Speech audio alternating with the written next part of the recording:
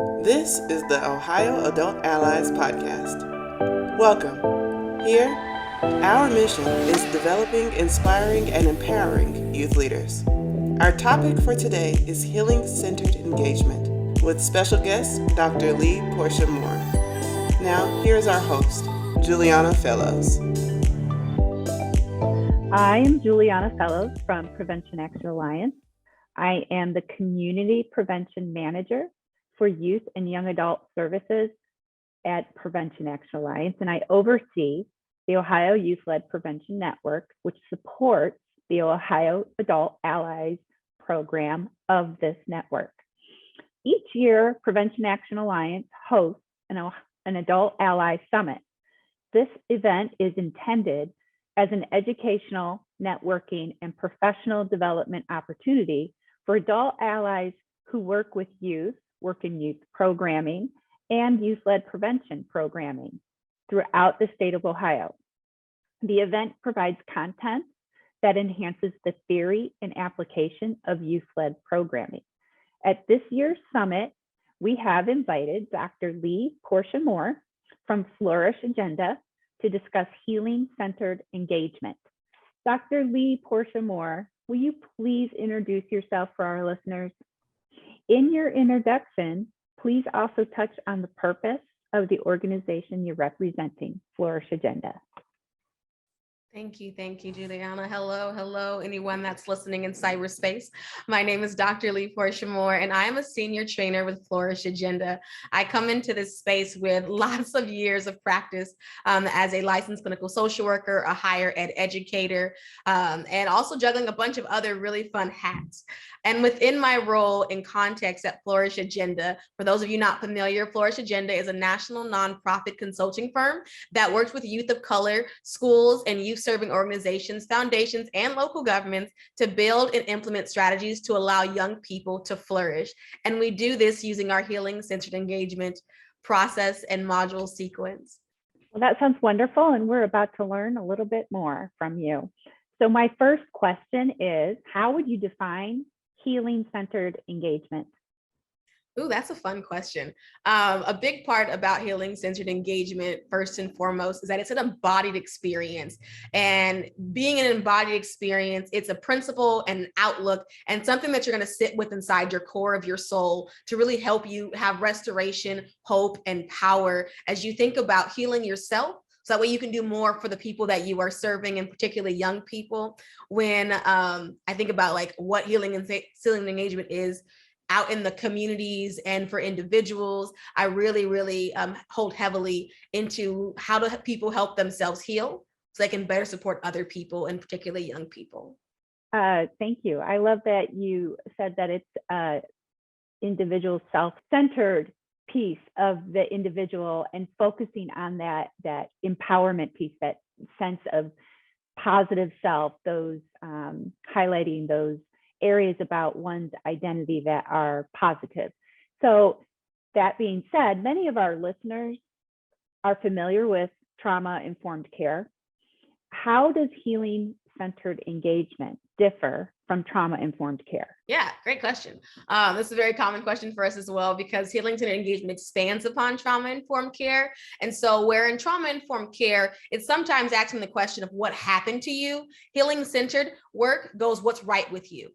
From a trauma-informed lens, you're focusing on episodic harm and injury to the individual, whereas healing-centered work focuses on the holistic healing of individuals, interpersonal relationships, and institutions. And so it's going out of that micro level to a macro and a meso level as well.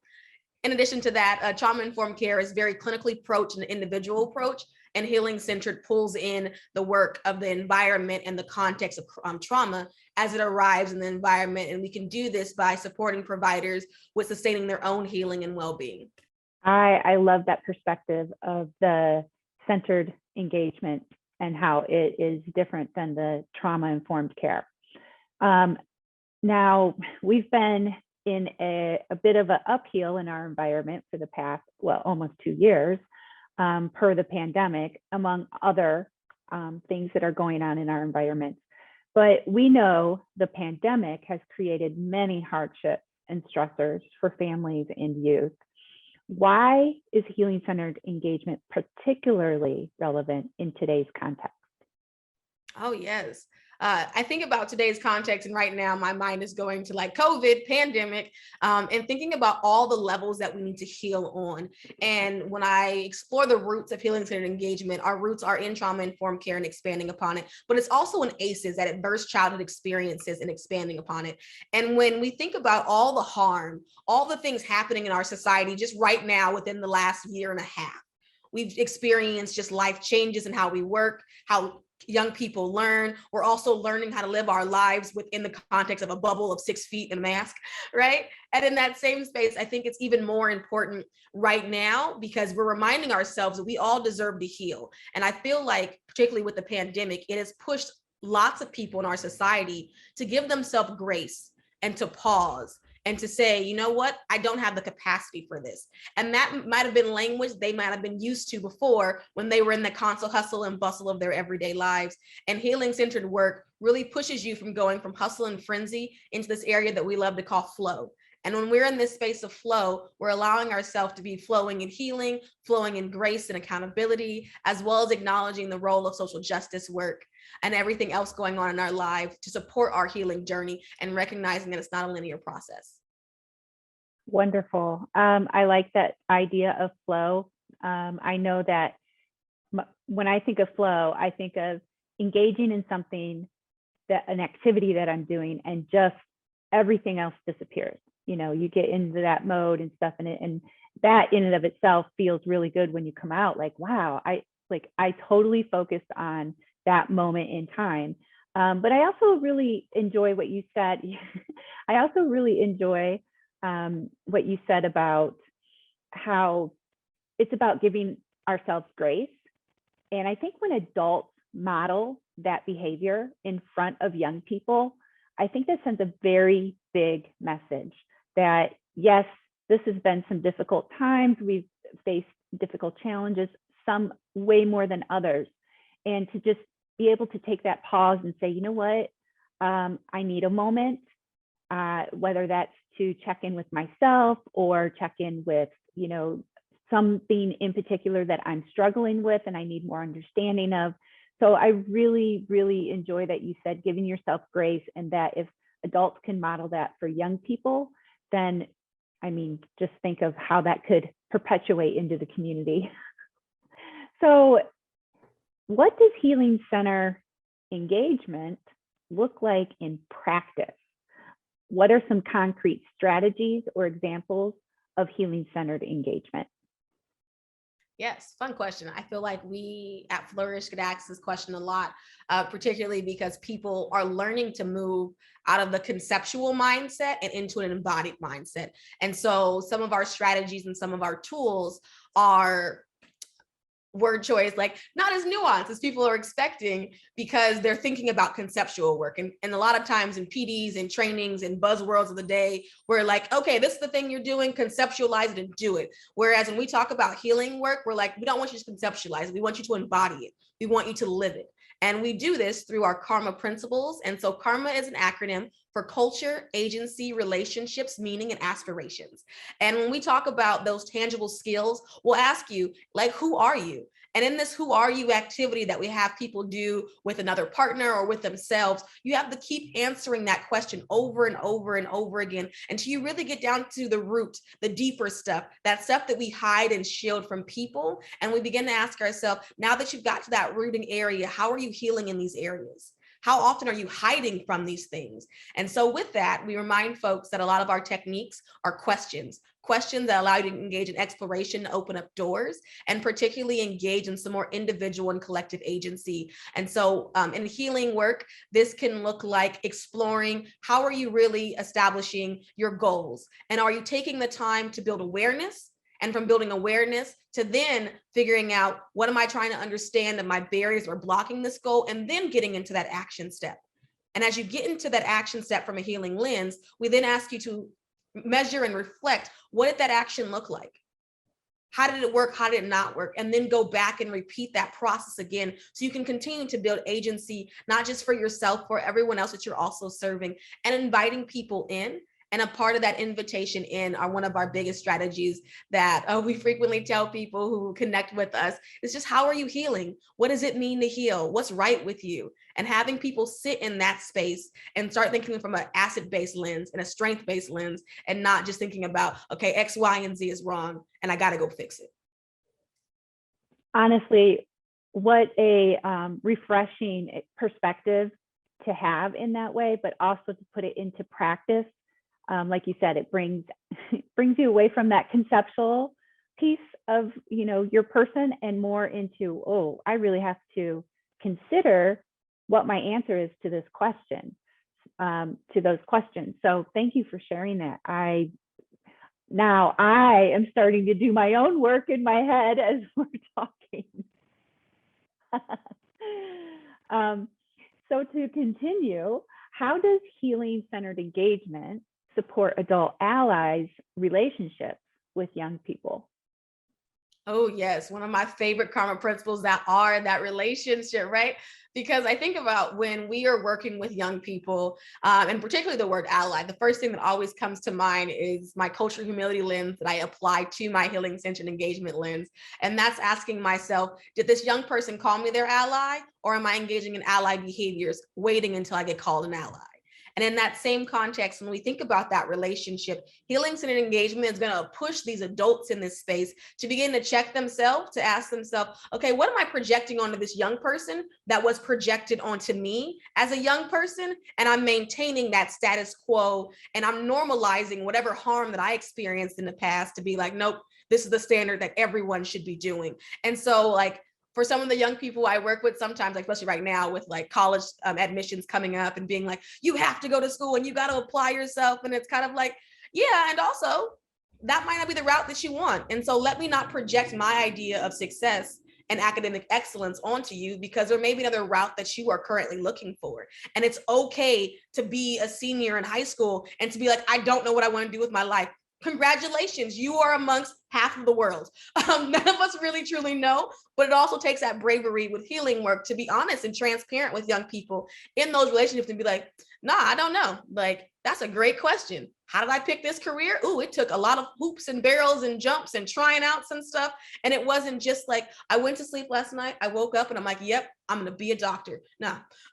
And, holding that place with young people. And I think with our relationships and making them healing centered, one of the big things that we strive to in healing work is beginning to figure out how can we uplift young people by also uplifting ourselves, which means how am I modeling the behaviors that I want to see them doing? And also how am I then mirroring with them what they're doing and getting feedback and asking questions and acknowledging that, my love language, my communication language may not be congruent with theirs. And so I should seek feedback. I should seek their wisdom and let them know that you have the authority here over your life. And I'm just here as a guide, and you're open to accept what you want to accept and not. And I think that's a shift in how we view power dynamics in relationships, particularly with young people. Thank you for expressing all of that. And I completely agree. I've been working with youth for a very long time. You could say it's my passion. But but at the same time, I've throughout my career, I've learned so much about what you just spoke about, and that when we are engaging with young people, there's so many benefits to allowing them to have the space to express themselves and how they really feel, even if they don't know how they really feel.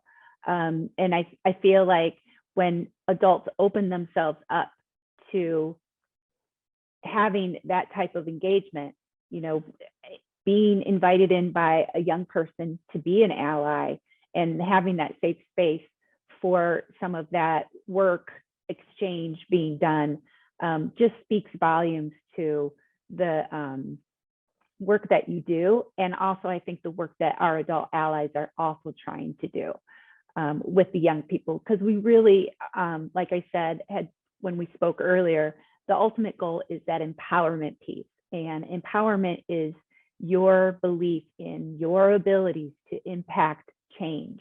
So it starts internally and then spreads externally.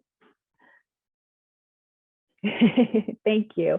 So in reading about healing-centered engagement, Dr. Ginwright talks about two-way healing and emphasizes that adults must sustain their own healing, which I absolutely love, and well-being before presuming they can help young people heal, which seems core to Flourish Agenda and what you do in your work.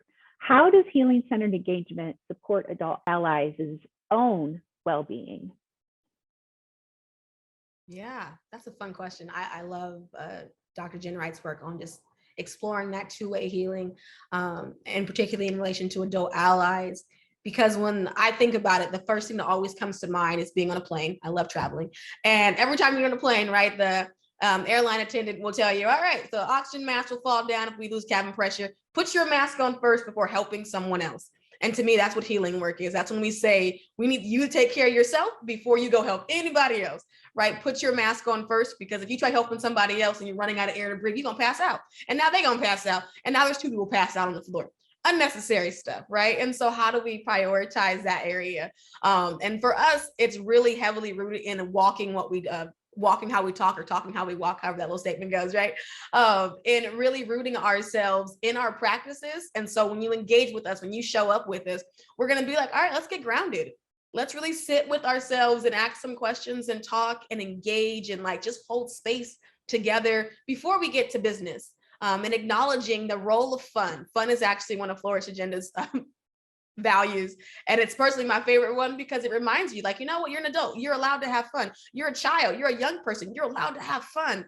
And what does it mean to value fun in a workplace, but also value fun in the lens of healing? And for adult allies doing this work, when they think about their well-being, I would invite them to consider, how do you show up as your authentic self? How do you heal your authentic self on a variety of levels, from a cultural lens, from a spiritual lens, from a physical lens? Like, yes, we can say, oh, I can go out and take that walk. I can go journal for a few minutes. But in that same context, how do you invite other people in to also engage in that healing work with you? Because we have to constantly recognize that not all of us have the capacity or the privilege to be like, I'm going to go take a walk by myself for 5 minutes. As somebody who was one of 7 children, I wish my mother would have told me that as a child. Like, you're gonna go by yourself? Why? Why are you leaving me? I'm gonna bug you now. Like, now I gotta follow you outside, even though I might be 2 feet behind you, because I'm curious where you're going, right? The nosy child in me is like, don't leave me, mother. Where are you going by yourself? And so recognizing that and normalizing, okay, what does it mean to heal in community? What does it mean to heal in family? And how can you invite your family and your community in to your healing practice to support your well-being and their well-being, and being able to communicate and be transparent, especially as adults, to say, you know what? I need to take a break for a second. I've been on Zoom too long. I need to rest my eyes. The same way that we're looking at little kids on Zoom screens for this past year and being like, ooh, this is what school looks like. I'm so happy I'm not a child right now, because we know we couldn't do it. And in that reminder of saying, you know, you couldn't do it, give that child grace to be like, this is a lot of screen time. And typically someone's like, no more tablet by now. And now I'm like, oh God, I don't want the computer anymore. Take it away from me. And so, you know, shifting and realizing the similarities we have with young people, because when we realize those similarities, we can really realize and conceptualize in a different way what wellness can look like for all of us.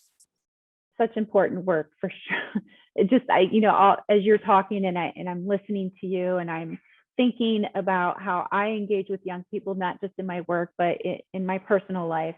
And I think about the past almost 2 years, actually for me a little bit more beyond that on a personal level, but really digging in and giving, again, going back to what you said, giving yourself grace. I mean, for adults to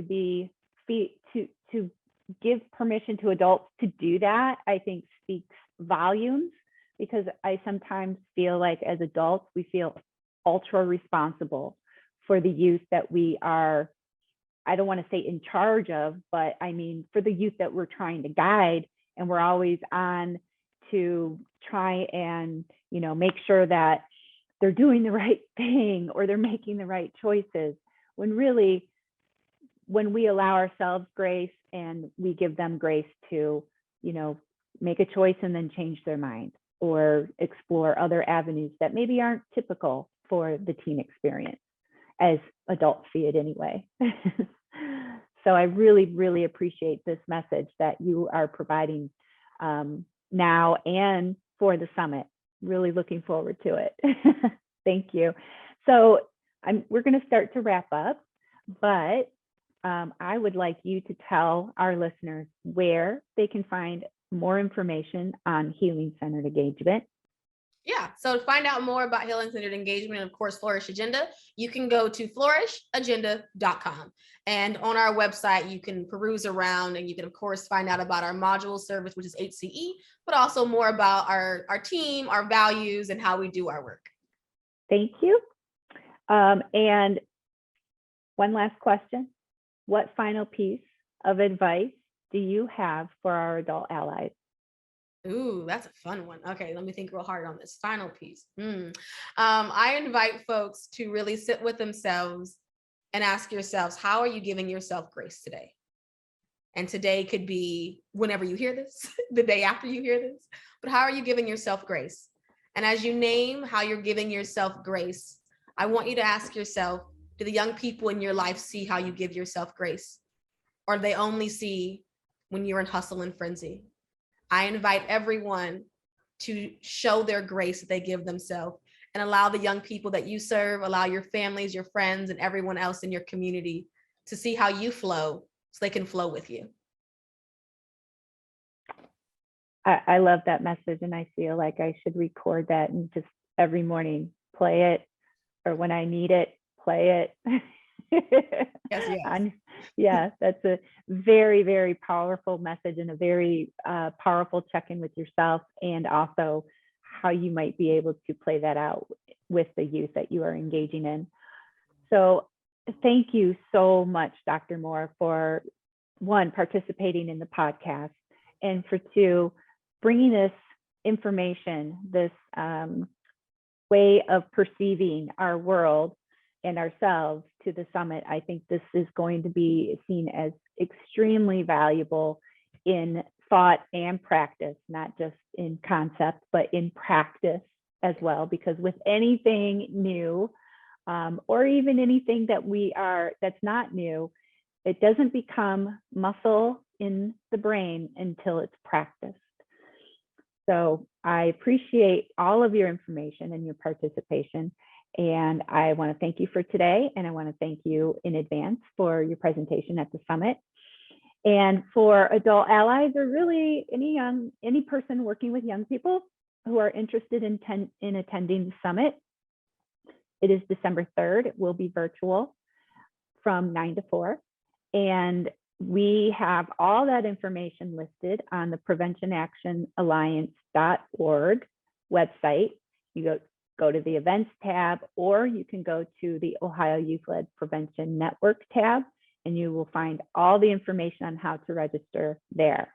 And of course, if anyone has any questions at all for myself, I can be reached at jfellows@preventionactionalliance.org.